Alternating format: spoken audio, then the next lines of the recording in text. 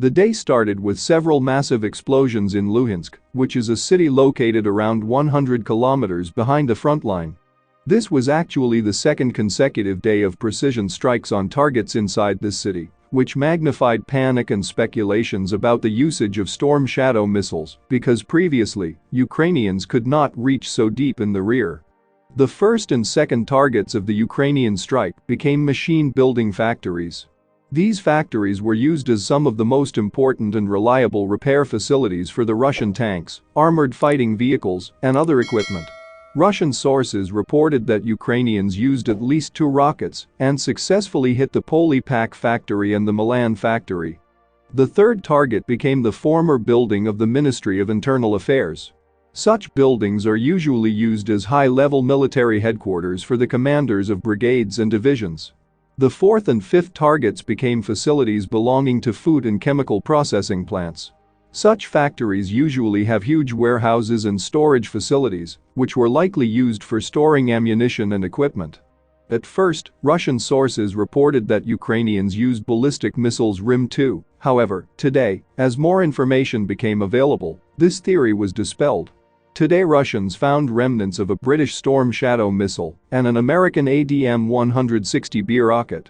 On top of that, Russians noted that Ukrainians scrambled 1 Su-24 and 1 MiG-29, which gave an insight into the Ukrainian tactic. In order to make sure that a Storm Shadow missile reached its target, Ukrainians first launched ADM-160 missiles as decoys for the Russian air defense. And while the Russian air defense was focused on the decoy, the Storm Shadow missiles had a clear sky. And all of that happened under the cover of MiG-29. Russian Air Force also conducted a missile strike today. Ukrainian General Staff reported that they recorded a total of 21 launches of various drones. Ukrainian air defense managed to shoot down 17, while 4 managed to hit objects in various parts of Ukraine. The biggest explosion happened in Khmelnytsky. Judging by the explosion, it is clear that Russians managed to blow up an ammunition depot on a Ukrainian military base located around 1 kilometer away from the city. Russian sources reported that this base has huge storage of aircraft ammunition. Another successful strike happened in Ternopil. The target became a railway machinery and repair plant, which Ukrainians are possibly using for repairing their equipment. But the biggest news by far comes from the northern front. Today Russians lost here 4 aircraft within minutes. Russian officials reported that the incidents happened due to an engine malfunction. Unofficial sources challenged the official narrative and stated that even though the fire indeed broke out near the engine, it looked like an explosion from a missile.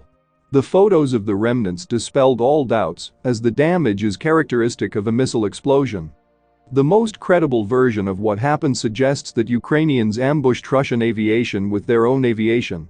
Ukrainians reportedly used fighter jets from their airfield in Poltava that were equipped with the AIM-120 Advanced Medium-Range Air-to-Air missiles, which have a range of up to 70 kilometers, so Ukrainian jets would not even need to get close to the border.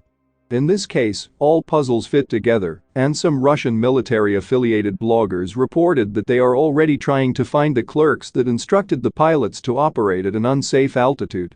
Given that Ukrainians are closely monitoring Russian airfields, it would not be hard to make such a trap, especially knowing the general patterns in which Russians like to approach the targets and also knowing their regulations for altitude.